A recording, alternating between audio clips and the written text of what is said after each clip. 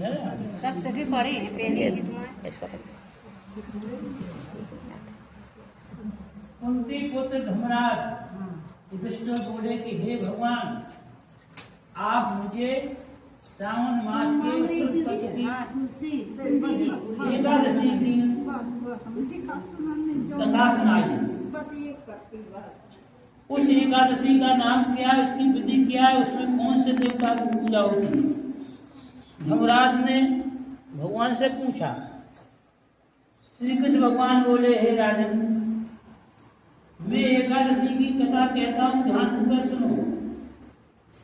एक समय इस एकादशी की पावन कथा को भीष्म पितामह ने लोक हित के लिए नारद जी से कहा। एक समय नारद जी ने पूछा कि पितामह, आज मेरी सावन माह के कृष्ण पक्ष की एकादशी की कथा सुनने की इच्छा है, अतः आप एकादशी की व्रत और विधि सहित सुनाइए। भीष्म पितामह ने कहा, हे नारद जी, सुनिए आप कथा। आपने मुझसे ये अत्यंत सुंदर प्रश्न किया है, अब मैं आपको ध्यान पूर्वक सुनिए। सावन मास के कृष्ण पक्ष की एकादशी का नाम कामदा है। कामदा, इस एकादशी की कथा के सुनने मात्र से ही वाजपेयी यज्ञ का फल मिलता है। कामदा एकादशी के व्रत में शंख, चक्र और गदाधारी विष्णु भगवान की पूजा की जाती है। जो मनुष्य इस एकादशी को धूप, दीप, नैवेद्य आदि से भगवान विष्णु की पूजा करता है, उन्हें गंगा स्नान के फल से भी बड़ा फल मिलता है। यही फल सूर्य, चंद्र ग्रहण, केदार और कुरुक्षेत्र में स्नान करने से मिलता है। श्री विष्णु भगवान के पूजन का फल समुद्र और वन से पृथ्वी दान करने और सिंह राज वालों को गोमती नदी में स्नान के फल से भी अधिक फल मिलता है। तीन पाठ में गंडक नदी में स्नान करने से जो फल मिलता है, वह फल भगवान की पूजा करने से मिल जाता है। भगवान की पूजा का फल सावन मास के कृष्ण पक्ष की एकादशी के फल के बराबर है। भक्त पूजा भगवान की पूजा ना बन सके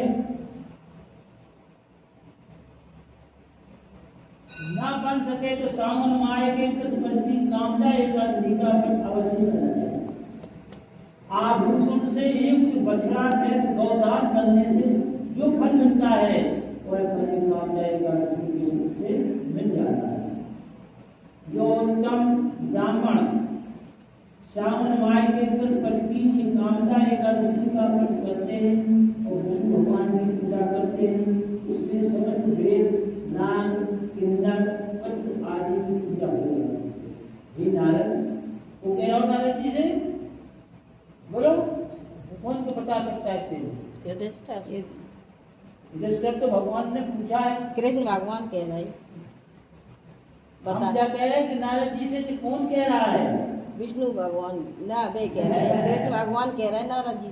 कृष्ण भगवान से पूछा था धर्मराज ने। हाँ, धर्मराज ने कथा सुनाने की एक समय की बात ये भीष्म पितामह नारद जी से कह रहे हैं। भीष्म पितामह नारद जी बता रहे हैं। हाँ, बताया है।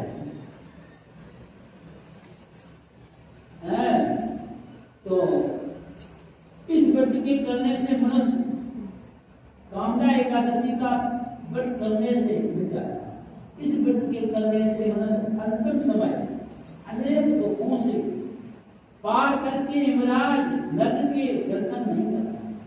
कामदा एकादशी के व्रत और रात के जागरण से मनुष्य को खराब योनियां नहीं मिलती, अतिरिक्त स्वरूप मिलता है।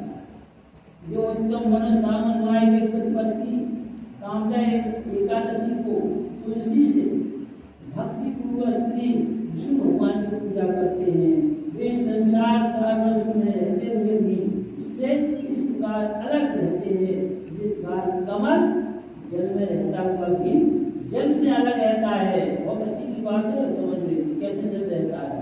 भगवान की तुलसी दल से पूजा करने का फल 1 भाग सोना, 4 भाग चांदी की दान की बराबर है।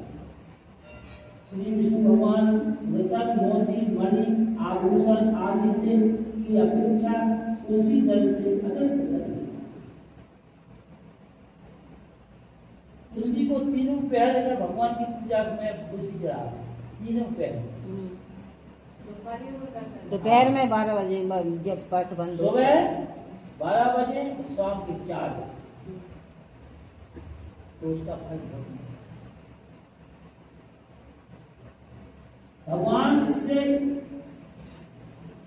भगवान की तुलसी दल से पूजा करने का फल 1 भाग सोना और 4 भाग चांदी मिलता है।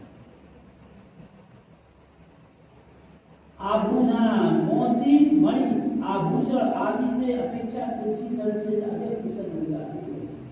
जो मनुष्य भगवान की तुलसी दल से पूजा करते हुए उनकी समस्त पाप नष्ट हो जाते हैं। हे नारद, आप कई विषय बताना कर रहे हैं। हे नारद, उधर धर्मराज से भगवान कह रहे हैं तो इधर नारद जी से कह रहे हैं विषय बताना। हे नारद, मैं स्वयं भगवान की अत्यंत प्रिय से तुलसी जी को नमस्कार करता हूं। तुलसी जी के दर्शन मात्र से मनुष्य के समस्त पाप नष्ट हो जाते। सुबह उठते ही जहाँ वृक्ष खड़ा हो तुलसी का नहीं जाना चाहिए, उसके दर्शन करने का निश्चय है। जो तो हम करते ही हैं। तुलसी जी के दर्शन मात्र से मनुष्य के समस्त पाप नष्ट हो जाते और शरीर के स्पर्श मात्र से मनुष्य पवित्र होता है। तुलसी जी को जल से स्नान करने से मनुष्य की समस्त यातनाएं नष्ट हो जाती हैं। जो मनुष्य तुलसी जी से भक्ति पूर्वक भगवान के चरण कमलों में अर्पित करता है उसे मुक्ति मिलती है। जो मनुष्य एकादशी के दिन भगवान के सामने दीप जलाते हैं उनके पितृ सुरलोक में सुधा का पान करते हैं, सुधा माने अमृत का पान करते हैं। जो मनुष्य भगवान के सामने घी या तिल के तेल का दीपक जलाते हैं उनको सूर्य लोक में भी हजारों दीपों का प्रकाश मिलता है। इस व्रत के करने से ब्रह्महत्या, ब्राह्मण हत्या आदि सभी के पाप नष्ट हो जाते हैं और इस लोक में शुद्ध होकर शुद्ध हो जाते हैं। इस कामना एकादशी के महत्व के सुनने पढ़ने से मनुष्य वैकुंठ हो जाता है। जय बोले एकादशी मैया की जय। जब नारायण जी को विषम घर बैठ